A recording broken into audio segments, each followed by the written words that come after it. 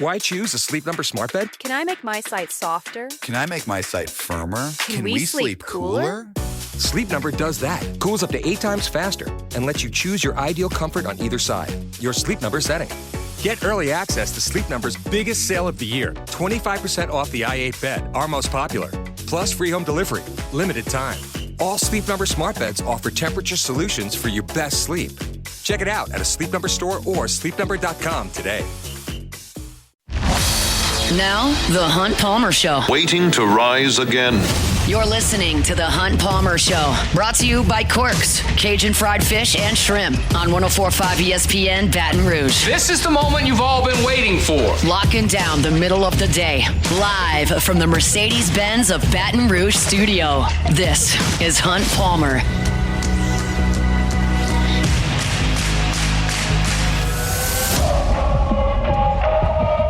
Hour 2, Friday edition of the Hunt Palmer Show, brought to you by Corks, Cajun fried fish and shrimp. We'll chat with Elle, Duncan from ESPN, 50 states in 50 days.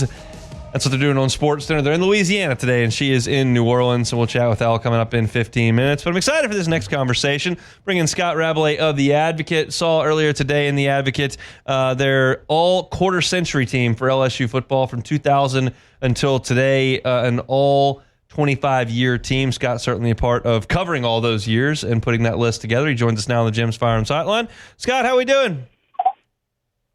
I'm good, Hunt. How are you? Doing quite well. So set the scene for how we did this. How many minds did we melt together to come up with this group? It was mostly Wilson. I was an unpaid consultant. It was mostly Wilson Alexander, but he talked to a lot of former LSU players from that era, just to say, hey, what'd you think of this guy? What'd you think of that guy? Which DBs would you pick? That sort of thing. And I consulted my brother Jeff, who was a kicker at Parkview Baptist, on the punter situation. So a lot of minds, yeah. So let's. I'm curious. I have the list in front of me in case you don't and want to me to consult it for you. But if you were to take Scott Rabalais' top 3 wide receivers from the last 25 years, who would you put on that team? Because my 3 that I would have put on there jive with the list that Wilson put together. Yeah, Jamar Chase and Justin Jefferson. They're 1 and 1A. It seems like to me. And you can say Odell Beckham. What about Odell Beckham? Well, he's the all-purpose player because he was a returner, and I think that's a good spot for him. And then the third one, we picked Josh Reed, who won the Biletnikoff Award in 2001, who was the SEC record holder in receiving yards for a long time. But then you're leaving out Malik Neighbors, Michael Clay. These things are harder than it looks like, Honda. When I did the LSU by the numbers book, trying to pick the best player at LSU by each number, well, some of them were easy. Thank God Tommy Casanova wore number 37, for example. But there've been seven All-Americans to wear number 7. Yeah, that's tough. And I went with Tyrann Mathieu, but I'm digressing. But this could be tough. So I think you could certainly make a case for Malik Neighbors or Michael Clayton, but I think Josh Reed was a good pick. And look, Dwayne Bowe is something we hadn't mentioned there that I think absolutely deserves to be mentioned. But to me, I would have gone, I wrote it down. Before I read the story, I wrote mine down and saw how it checked out. And I had Reed, Chase, and Jefferson, and those were the 3. Offensive line's interesting. I had 2 differences, both guards, but the tackles were the same and the center was the same. How do you feel about the way the offensive line shook out? Yeah, he kind of surprised me. He kind of talked me into Herman Johnson at guard because he was an All-American. I kind of forget that. Trey Turner and Damian Lewis were also very, very good. Will Campbell. I'm really torn between Will Campbell and Lyle Collins, and possibly. And he's just. Wilson said we're just looking at how they did at LSU, not how they did in the pros or anything like that. But I can remember seeing Lyle Collins played redemptress. Yeah. Block a guy, get up and block another guy for Jeremy Hill. Yeah. I never see anything like that, and that kind of colors my thinking. But Will Campbell's a tremendous player as well. Whitworth, I don't think you can argue with him. Stephen Peterman, an All-American, an anchor of that 2003 offensive line. I think Will Campbell and Lyle Collins are pretty much toss a coin, but Will Campbell's not bad. No. 5-star recruit that was the left tackle for 3 years, starting with his first spring and became a top 5 pick in the draft. Ben Wilkerson was a slam dunk, I thought, at center. My guards were Will Blackwell and Trey Turner. I absolutely considered Stephen Peterman. I did not at the time consider Herman Johnson, to your point. Herman was a great player and obviously was the biggest baby in the history of Louisiana and all that kind of stuff. But that is the position group at LSU that I think that has lacked star power over the last 25 years. Would you agree with that when you do it in relation to the rest of the field? The guard? Just offensive line really in general. Offensive line in general. Yeah, I mean, you've had some really great standouts, but yeah, there've been some kind of like years where you're like, yeah, it's hard when you're doing a list like this.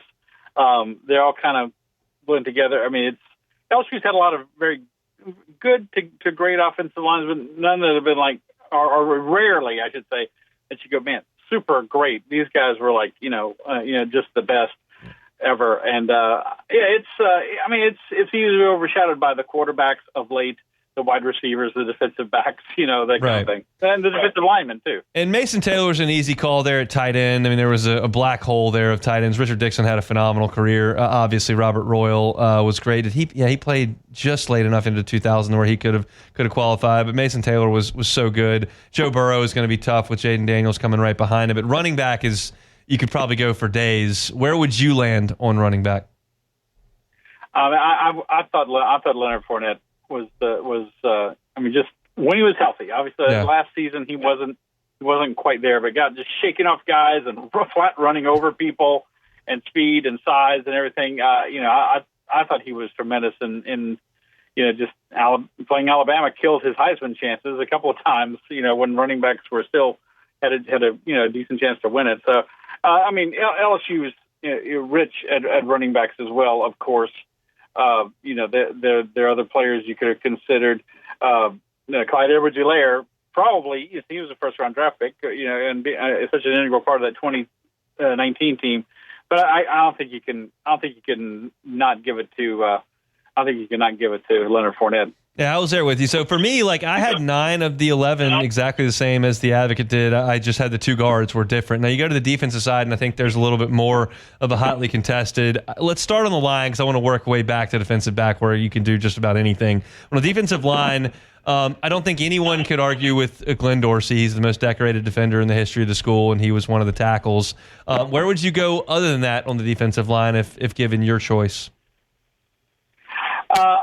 I like Marcus Spears. I mean, the guy was so good. I mean, he came to LSU as a tight end, had the pick 6 in the national championship game against Oklahoma, drifting back into coverage.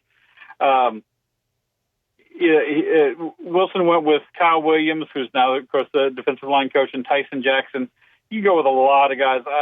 I think I would have gone with Chad. I would have gone with Chad Lavallee over Kyle Williams. No offense to Kyle Williams, because he was excellent, but Chad Lavallee, can't you just still see him shoving that guy into Eli Manning to knock him down on that 4th down play in 2003? I certainly can. 2 plays from Lavallee, the play with Eli Manning, and then Auburn went for a 4th down early in that game in Tiger Stadium, and he just he got to the running back at the same time the quarterback did, and just blew the entire play up.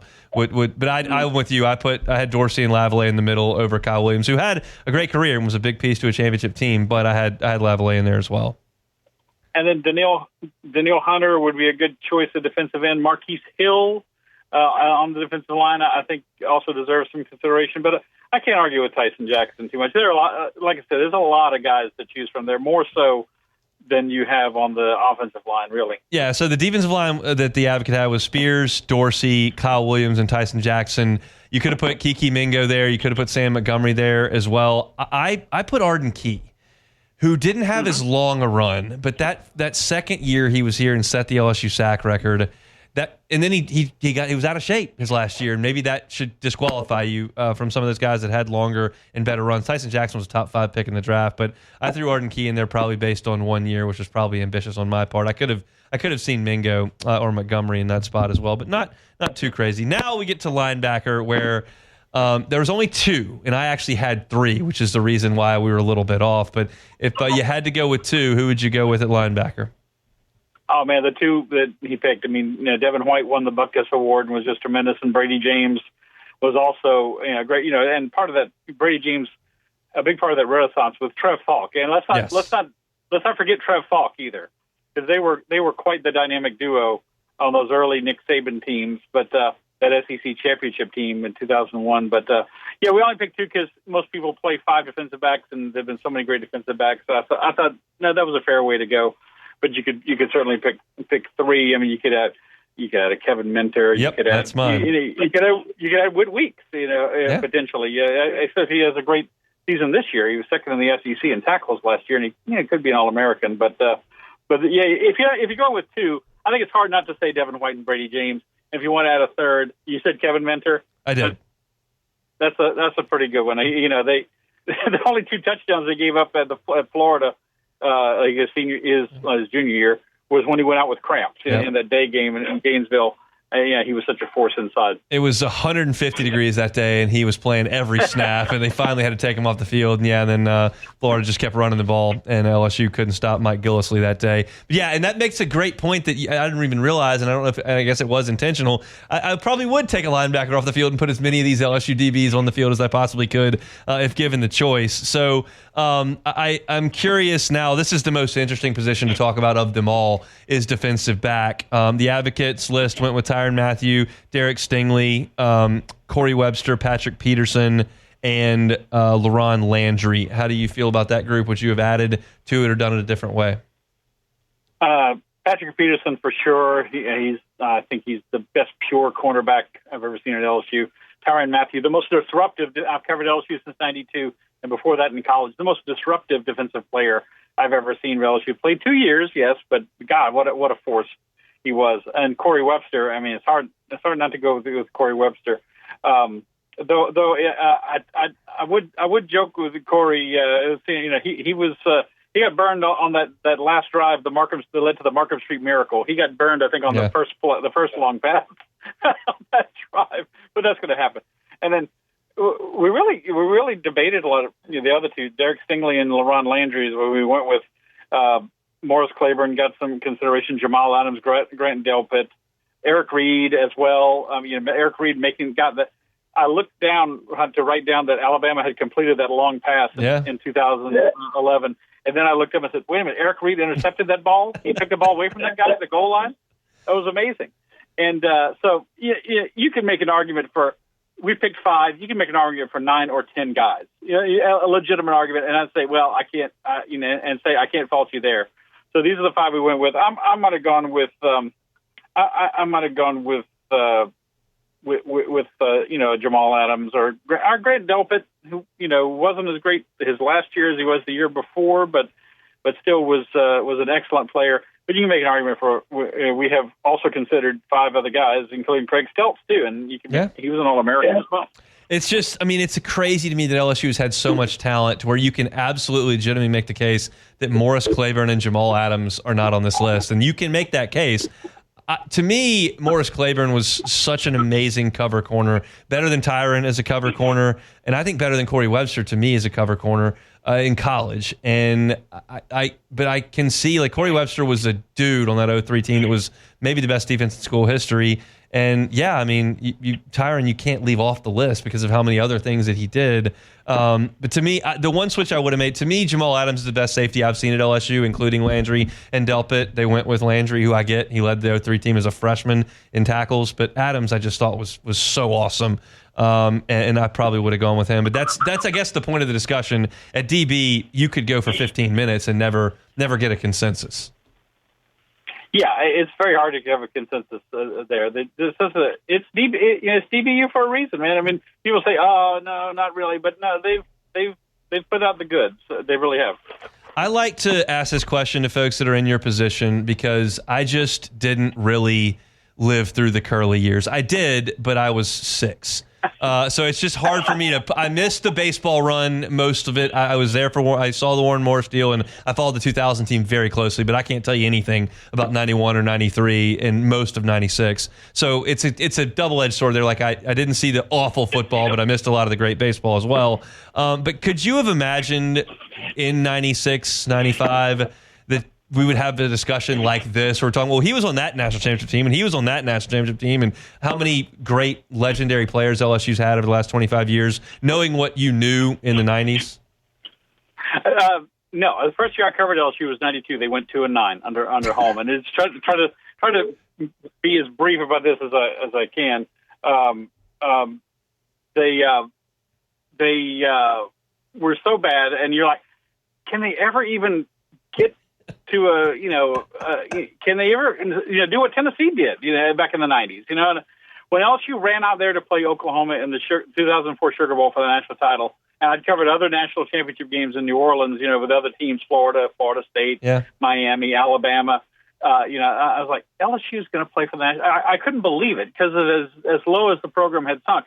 And then for them to have won, because the '58 team was always this legendary, mythic team that their legend grew so much over the years. Billy Cannon, the Chinese Bandits, and everything that they could never do anything to match that. And this is the golden era. I mean, this has been the golden era of LSU athletics, this time period that we're talking about, and it continues to be. And wouldn't put it past me for them to win another national championship in the next few years.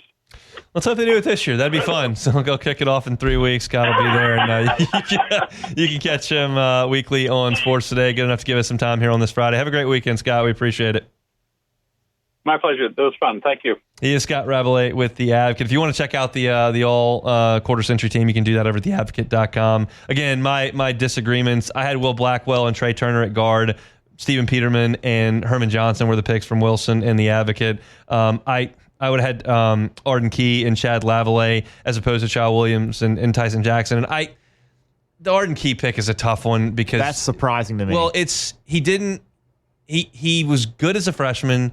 And he was outstanding as a sophomore. Yeah. Set the sack record, and then he got out of shape, and he just couldn't play after that.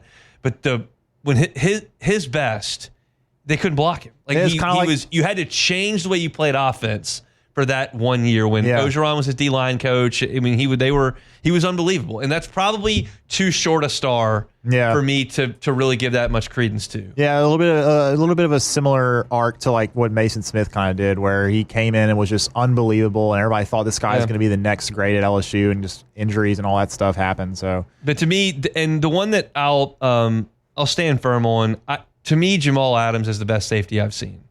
And Laron Landry was awesome, and Grant Delpit was awesome, and Eric Reed was awesome, and they've had some great ones. But Adams, I can still see just looked like he was shot out of a cannon. His NFL career kind of attests to that as well. Yeah. I mean, he was a top the third pick in the draft. Yeah, and like he ended up becoming one of the highest paid safeties in the NFL at one point. He was pretty really good. All right, we come back. Before you go, though, a little housekeeping. You did say that Scott Rabalais weekly appears on Sports Today. Just thought I'd note that. That's not right. That would be Live at Lunch, which is the same as it ever was. It's the same show. As Sports Today. My bad. It's Live at Lunch. When we come back, we'll talk with Elle Duncan from Sports Center. They are in New Orleans for 50 states in 50 days. Come back with us. The Hunt Palmer Show. Highland Insurance Group. HighlandIG.com is that website. It is storm season. You know that. Do you know what your insurance policy says about your commercial situation when a storm comes through? Do you know what your business interruption limit is? Do you know how you got to that number? If that's an answer you may not know the answer to, you don't know if you've got a 1/12 monthly limitation. You don't know what happens if you can't work. It's a big deal. And when I was in the insurance industry, I saw it save businesses. Do you know what your property policy says? Do you know what your building valuation is? Do you know what co-insurance penalties you might incur if you're underinsured? All of this is vital in the wrong situation. And we never know when those are going to come. We just know that it's always possible around here this time of year.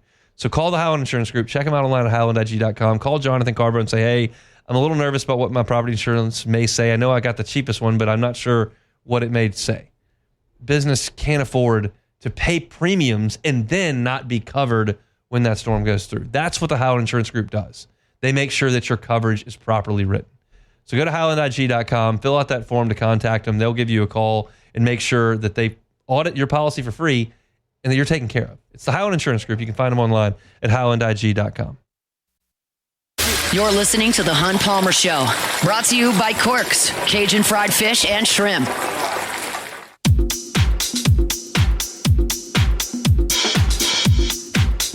Back here, Friday edition of the Hunt Palmer Show, brought to you by Cork's Cajun Fried Fish and Shrimp. Moving right along here in the 2 o'clock hour. Now time to head out to the Jim's Firearms Hotline. We find our next guest, Elle Duncan from ESPN. 50 states in 50 days. They'll be in Louisiana today from the Big Easy.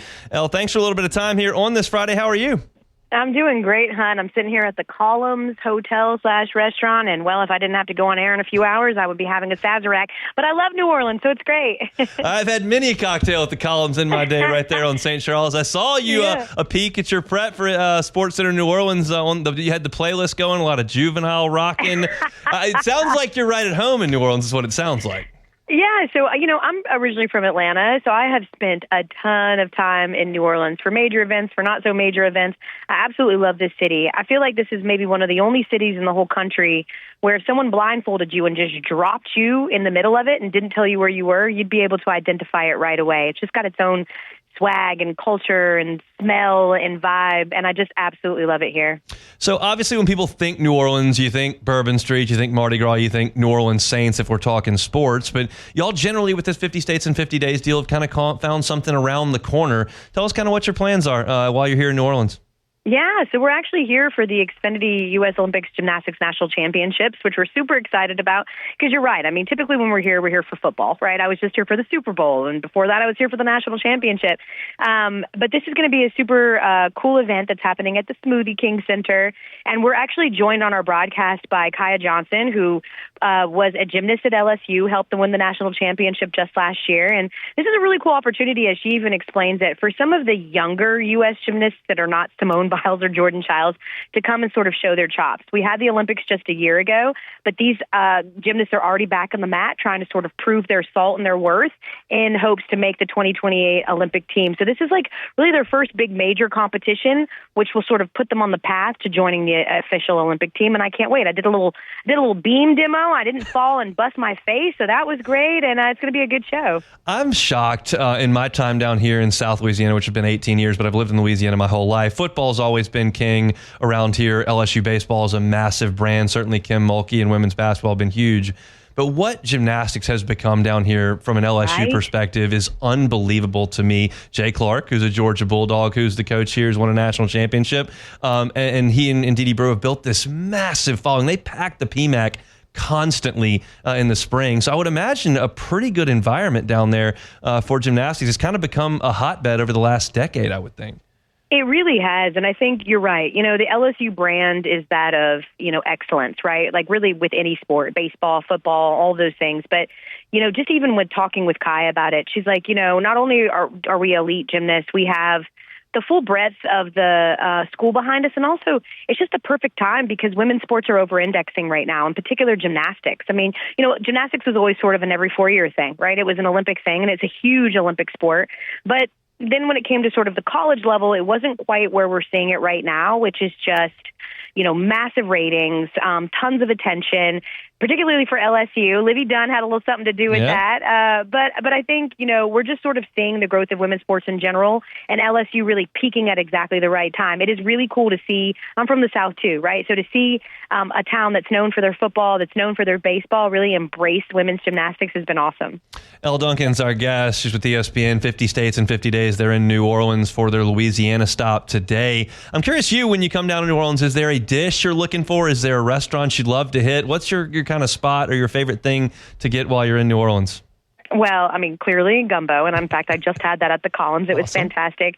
Yesterday, I actually got a chance to do a Bananas Foster demo at Brennan's. And I've been to Brennan's a lot. I really like Brennan's. I know it's, coming up on 80 years that it's been around in New Orleans. But I didn't realize that Brennan's is the ones that actually invented and created Bananas Foster back in 1951. So that was super cool. I'm also just, when it comes to New Orleans, I'm a big fan of talk to a local and just ask them where you should go. Because I am all about going to somewhere fancy like the Columns and also going somewhere more hole in the wall as well. So I kind of just see where the music and the vibe takes me, but I always make sure to get a little stopover at Brennan so I can get a good dessert. And I always make sure to go and get, at any point, a shrimp bow boy and a char-grilled oyster. I don't care where it comes from. I just need to get those things while I'm here. It is. It's a one-of-a-kind city for sure. You're making me hungry at this current point. I would gain at least 10 pounds when I'm here.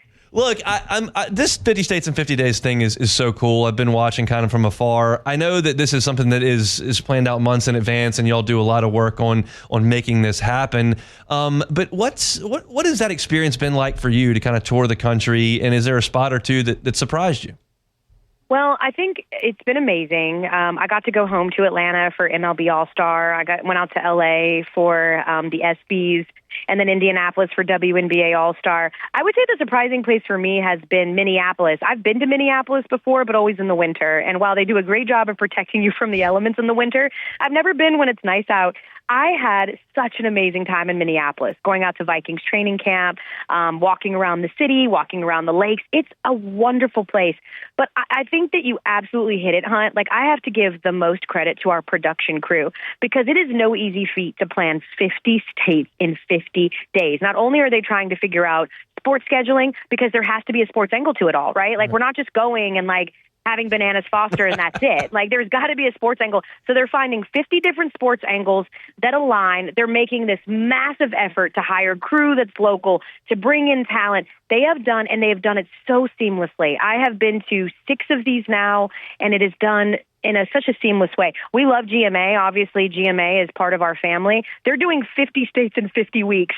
And all of our production crew is like, that would be nice. We're doing 50 states in 50 days. So I give them the most credit in the world for how hard they've worked to make this as seamless as it is. But it's been for me, I've gone to states that I've already been to. It's been so cool to watch my colleagues go to places like North Dakota and South Dakota and Wyoming, and to not only experience the culture there, but also be reminded of the famous athletes that have come from there, some of the more famous sports moments that have come from there. It's been a little bit of a lesson for us all, and that's been great. Is there a place that is coming up that you're excited to go to, maybe you haven't been, or that you're excited to go back to? I am done. New Orleans is my last stop. So I look for, this is state number 43. We only have 7 left. Okay. I believe that Kevin, my co-host on the 6 p.m. Sports Center, is ending at the Little League World Series, which is so cool and always such a cool experience for him as well. I think I'm most looking forward to being able to just sit my butt down for a minute, because it's been quite a summer. But I loved watching, Hannah Storm in Hawaii. I love watching my guys, Randy and Gary, pillow fight at the Wide World of Sports in Orlando. It's been really, really phenomenal. I look forward to seeing sort of what's next. Little League Softball World Series is also happening as well right now in North Carolina with one of our colleagues. So it's just really been really cool to sort of see what they can pull out. So let everybody down here in South Louisiana know what's coming up this evening. I know that you'll be live. Where can they find it and at what time? Absolutely. 5 p.m. local time on ESPN, and we will be coming to you from the Smoothie King Center and getting you set for what should be an amazing competition for the gymnastics world. Last one here. I know you're a Georgia Bulldog. No national championship last year. I don't even know what happened. How is that possible? None for the last 2 years. Do you think think Kirby rallies the troops again this year and gets them back into the playoff with a chance to win it? Yeah, I think that, the bread and butter for Georgia for a long time has been their defense, and they took a bit of a step back last year. And I think, honestly, that's probably the biggest reason that we were unable to make the national championship with all the turnover at quarterback. Really interested to see what Gunner's got, knowing that he's the starter with a full complement under his belt. I do think people are sort of overestimating how good Texas is going to be, so we'll see. I'm going to let my dogs do the talking, but I will say this. They are motivated, they are angry, and the idea that everybody seems to think that Texas is going to be better than they are undoubtedly has plenty of bulletin board material for one Kirby Smart. Texas is going to have to head to Athens, Georgia later on this fall. We'll be at it in 3 weeks with some college football. 50 states in 50 days in New Orleans this evening. Elle, Duncan, good enough to give us a little bit of time on this Friday. Thanks so much, and enjoy the time at home when you get there. I will. Thank you, Hunt. That is Elle Duncan with ESPN. The Hunt Palmer Show. Genesis of Baton Rouge, genesisofbatonrouge.com is that website. Every car that's on the lot is online at genesisofbatonrouge.com. Look, the warranties are phenomenal. It's industry leading is the term that was used when I was chatting with the folks over at Genesis. You talk about 10 years, 100,000 mile powertrain warranty. How about 5 years, 60,000 miles bumper to bumper? You can get enhanced roadside assistance, 5 years, unlimited miles there. And then you get your complimentary scheduled maintenance valet, 3 years, 36,000 miles. That means they come to you. Folks generally don't love spending an entire morning on the service aisle. Sit there, watch Price is Right. It's not exactly a productive part of your morning while you wait for them to get to your vehicle. All that happens. Well, you don't need to do that because they'll come to you. So you can be at work, you can be at home, say, hey, need that scheduled maintenance, need to get the oil changed, need to change that wiper fluid, go ahead and get the air filter done. They can handle all that and then bring it back to you. It's just part of the service over at Genesis of Baton Rouge. It's first-class people. It's a first-class line of vehicles. It's a first-class facility. It's a luxury vehicle at a reasonable price. That is the model at Genesis of Baton Rouge. So go by and see him, Airline at Pico. Check out the inventory up online at genesisofbatonrouge.com, genesisofbatonrouge.com.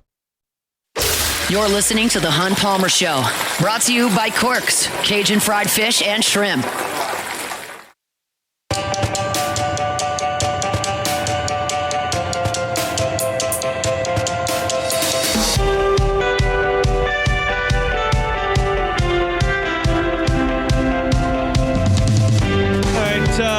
About 25 minutes to go here on a Friday edition of the Hunt Palmer Show. We got some breaking news of the troubling variety here. Chris Nakamoto over WAFB with a report online. LSU freshman running back JT Lindsey turned himself into University Police early on Friday afternoon. So very recently, considering it's 2:35 on Friday right now. He had a warrant out for his arrest on accessory after the fact. The charge stemming from allowing two men wanted for murder to stay at his dorm room on the LSU campus earlier this year.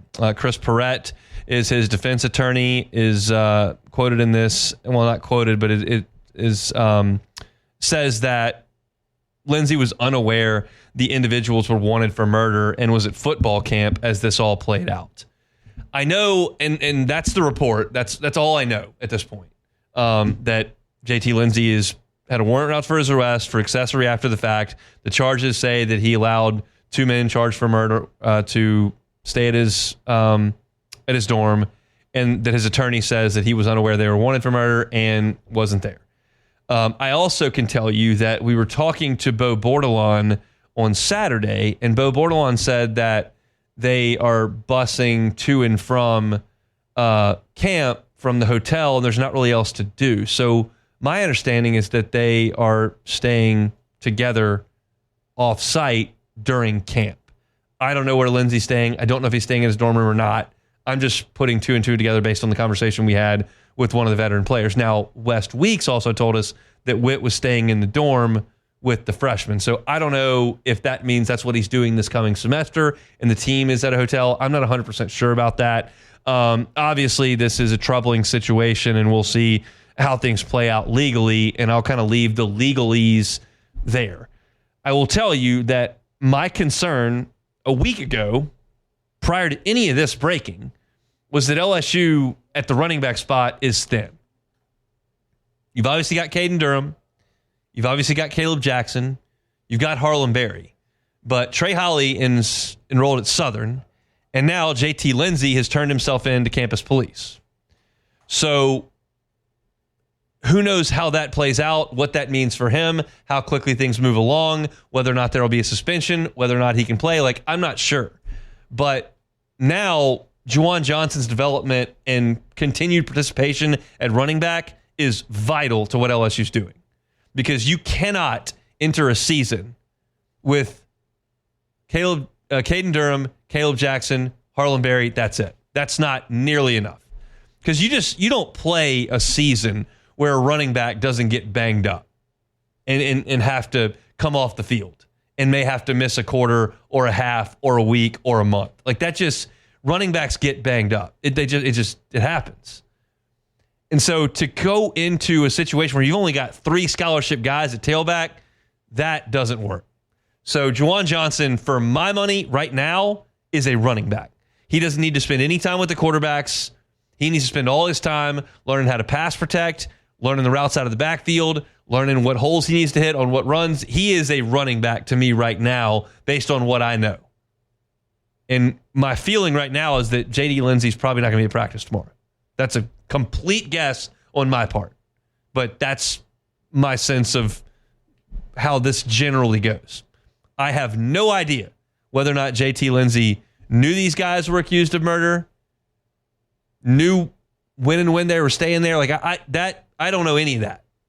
I'm just talking from a football perspective after reading the report from WFB. And if you're jumping in and listening to me going, wait, what the heck is he talking about?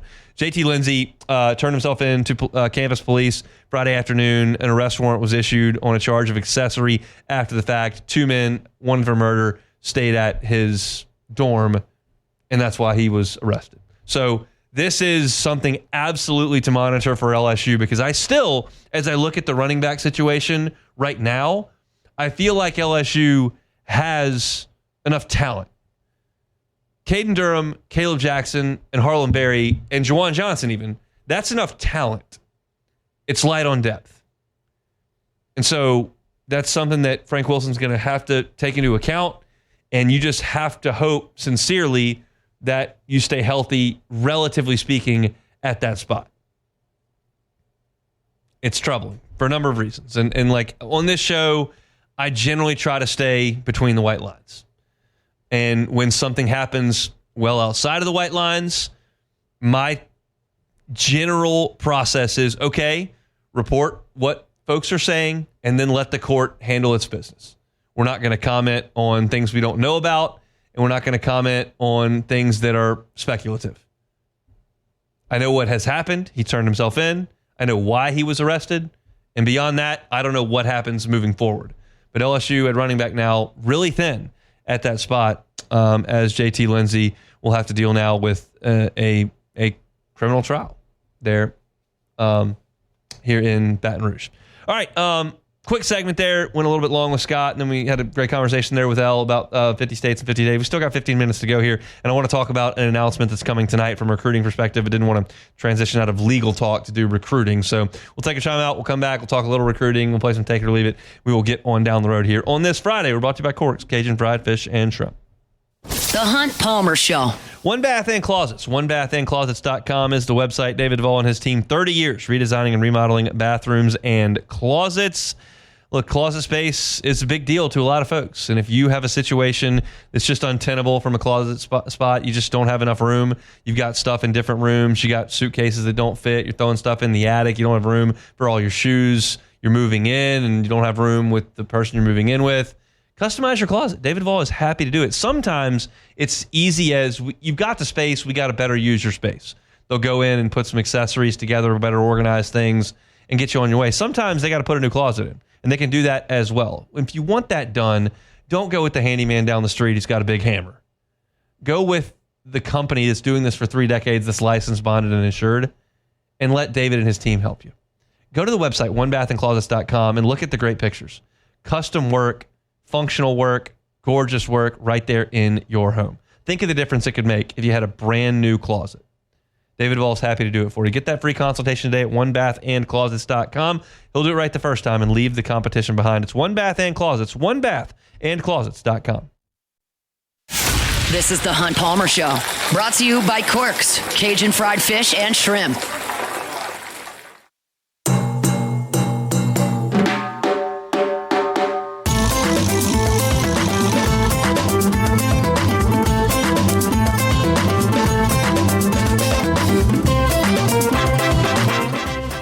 All right, a little bit more breaking news. I want to remind you our Friday show is brought to you by Corks, Cajun Fried Fish and Shrimp. Looking for dinner this evening? Swing on by Corks. Get a big old catfish platter, jumbo Gulf shrimp, grab a po' boy, shoestring fries, always crispy and delicious. And their sauces are fantastic as well. Check out that Cork sauce. It's my favorite. But they've also got your classics, tartar sauce, cocktail sauce. Tailgating coming up. You're thinking about, God, I'm always worried about what I'm going to feed people. Corks, happy to help you out with your tailgating orders for the football season to come. All right, some news coming out via Twitter. Peak Events hosts these February, early March college baseball tournaments. LSU has played in Round Rock a couple of years ago, played in Frisco this past year, and the announcement was made that LSU was headed back to Round Rock in 2026. That is not going to happen. That was announced via that Twitter feed, and LSU echoed it, saying that they would be in a different Peak Events tournament this coming winter into the spring. And so I was like, well, I'm not sure where they all are. Let me go look. And I'll tell you, there are 4 Peak Events tournaments. You got Frisco that LSU played in last year. I know because I didn't get to go because Keller was inconveniencing me from the womb and did not allow me to go watch baseball and play golf at a major championship venue. Instead, I had to sit home and wait for him to maybe be born, which he wasn't. Didn't come till the next week, so that's his fault. I didn't get to go. I'm not bitter about it or anything, even though he wasn't even born yet. But I didn't get to go. I don't think they're going back there. They could. I don't think they'll go back. Then you got Round Rock where they're not going. We know that. So what does that leave? It leaves 2 other spots. The Las Vegas College Baseball Classic, which would be pretty cool. I don't know how many people would pack up and head out to Vegas after LSU was just there last year, but it's generally a pretty fun trip. Then you got the Jacksonville College Baseball Classic, which over there in Florida is good weather spot and a spot that Alabama was this past year, and they certainly have LSU teams, so SEC teams. So I would imagine LSU probably headed to Jacksonville or Las Vegas. That is my sincere guess, even though they could theoretically go back to Frisco. We'll see. But they're not headed to Round Rock. So as soon as more information becomes available, which LSU says it will very soon, we'll get it to you. You find out your schedule sometime late in the fall. I think around November they release the college baseball schedule. So we'll see just what comes of all of that. All right. LSU recruiting, some news tonight. Jace Matthews going to make his decision, number 2 wide receiver in the country. It's LSU and Auburn.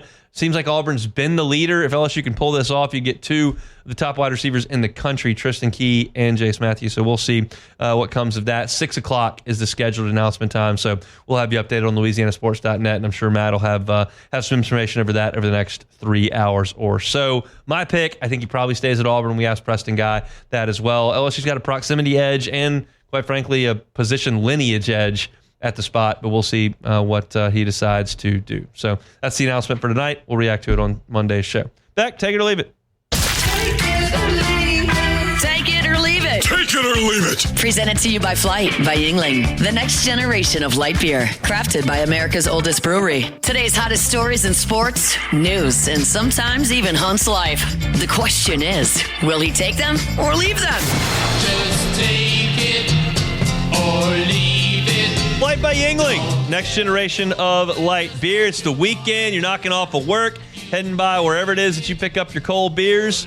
Find Flight by Yingling. You can find it there. It's light, it's crisp, refreshing. Got all the attributes of a light beer. Of course, 95 calories and 2.6 carbs, plus all that flavor that you're looking for from a cold beverage. Flight by Yingling, the next generation of light beer. All right, first one. I missed this yesterday. Yesterday in history, August 7th, 2007. That was the day that Barry Bonds hit the 756th home run of his career, of course, breaking Hank Aaron's record. Barry Bonds should be in the Hall of Fame. Take it or leave it. Take it. I'll take best hitter I ever saw. Stole 40 bases in a season. Was just a phenomenal player before he did steroids. Yep. And he did steroids, and he was even better.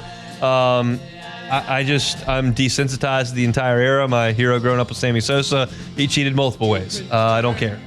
I would care if it happened when I was 50. I was not. I was 10. So Barry Bonds, best hitter these two eyes have ever seen. He got like 3 pitches a week to hit, and he hit them all over the fence. I'll take that guy in the Hall of Fame, yes. Yes, I agree with you. I would say that I think it's pretty clear that regardless of whether or not he ever, even if he had never done steroids, no, he probably would have not hit 756 home runs, but he still would have been a Hall of Famer. He was an incredible player before, and he wasn't even, as you said, even better after. So I agree with you there. Last one, Cubs-Cardinals tonight. Matthew Boyd on the mound. Cubs win. Take it or leave it. Take it. Playing the dorkiest organization in the league, they so suck. They probably should definitely win that series. Yeah. Hate to see the Cardinals just falling on hard times, just not winning the division once really again. Unfortunate. Hate to see that. Can't recover from Yachty moving on, I guess. Wilson Contreras having a decent season. He is. I still love Willie, but he's pushing it with his comments and some of the things he's done on the field. But But not look, like that. it's my guy Willie. Was part of the World Series team. Was a heartbeat after they traded everybody. Hit a game-winning home run the last time I was at Wrigley. So I love Willie. Just not tonight. Yeah. Don't like the Cardinals at all. They're dorks. Think they invented baseball. They did not invent baseball, in fact. Yeah, they didn't. And we will beat them all 3 games this weekend. I'm feeling good. I'm feeling confident. I am too. I'm feeling awesome. I don't know who the Brewers play this weekend. Probably the Mets, I think. I remember Frank the Tank saying that. So maybe the Mets will do something. Mets, yeah. The Mets are decent. They are. Playing awful. Maybe they'll win some games this week. Maybe so, yeah. I'm gonna watch all 9 innings tonight. Looking forward to that. Probably gonna have to watch some Blippi to start, but I'll have it on my phone once kid goes to sleep, which will probably push up a couple minutes so I can watch the Cubs. Yeah, 7:15. We'll lock it in. What is the bedtime usually, like 8? We start winding down about 8:10. Okay.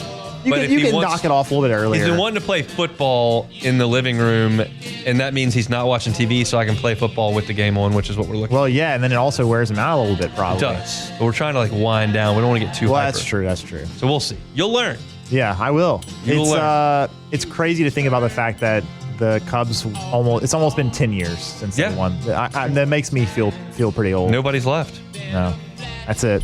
That is it for Take It or Leave It and our Friday show brought to you by Cork's Cajun Fried Fish and Shrimp. Big shout out to Preston Guy, TigerBait.com. Big shout out to Elle Duncan from Sports Center. Shout out to Scott Rabalais for coming on and talking about their all quarter century team over at the Advocate. If you missed any of it, catch it on demand wherever you find your sound. Just search Hunt Palmer Show. Matt's going to drive you home next on After Further View. We're done. We'll see you Monday reacting to preseason football and an LSU scrimmage on the Hunt Palmer Show.